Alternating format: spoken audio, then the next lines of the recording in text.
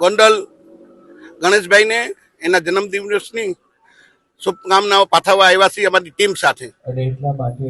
એક દલિત સમાજમાં જે 2-4 અમારા સમાજના જે આગેવાનો છે એની આખી એવી ગેરસમજ ઉભી કરી છે કે આ રાજુભાઈનું અને ગણેશભાઈનું જે સમાધાન થયું છે, સમગ્ર અનુજાતિ સમાજના લોકો મારી સાથે છે, ગણેશભાઈ સાથે છે, જયરાજસિંહ બાપુ સાથે છે। આજ જુનાગઢ જિલ્લાના અનુજાતિ સમાજના પ્રમુખ વતી હું અને અમારી આખી ટીમ માણાવદર તાલુકો, માળિયા તાલુકો, વિસાવદર તાલુકો, ભેસાણ તાલુકો અને અમારા જુનાગઢ તાલુકાના લોકો અમે અહીંયા ગણેશભાઈને એના જન્મદિનની શુભકામનાઓ આપવા આવ્યા છીએ।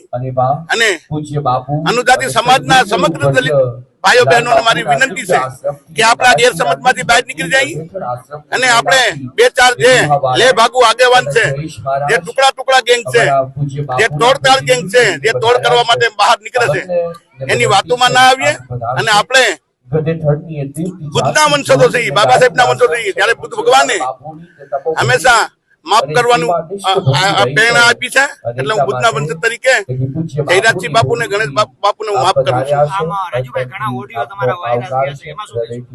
જે ઓડિયા છે જે તે સમયના ઓછામાં ઓછા 2-3 મહિના પહેલાના અમારા ઓડિયા છે, અને જયારે હું અને મારો પરિવાર સેફ ના હોય તો અમે સમાજ સેવા કેવી રીતના કરી શકીએ।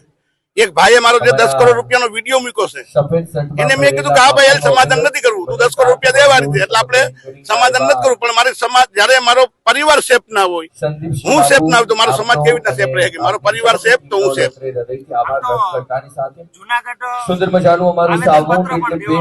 જુનાગઢમાં જે આવેદન પત્ર દીધું છે, ત્યારે હું 13 મહિના ને 13 દિવસ જેલમાં રહ્યો, ત્યારે આ સમાજના આગેવાનો ક્યાં ગયા હતા ભાઈ?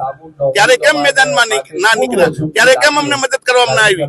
પણ એને ક્યાંક ને ક્યાંક પૈસાનો તોડ કરવા માટે જયરાજસિંહ બાપુ ઉપર અને ગણેશ બાપુ ઉપર જે દબાણ કરવામાં આવે છે, ખોટું છે। હું જયરાજસિંહ બાપુ એને અમે અને આખો અમારો સમાજ એની સાથે જઈ, જયરાજસિંહ બાપુ ને ગણેશ બાપુ ને કઈ મૂંઝાવાની જરૂર નથી।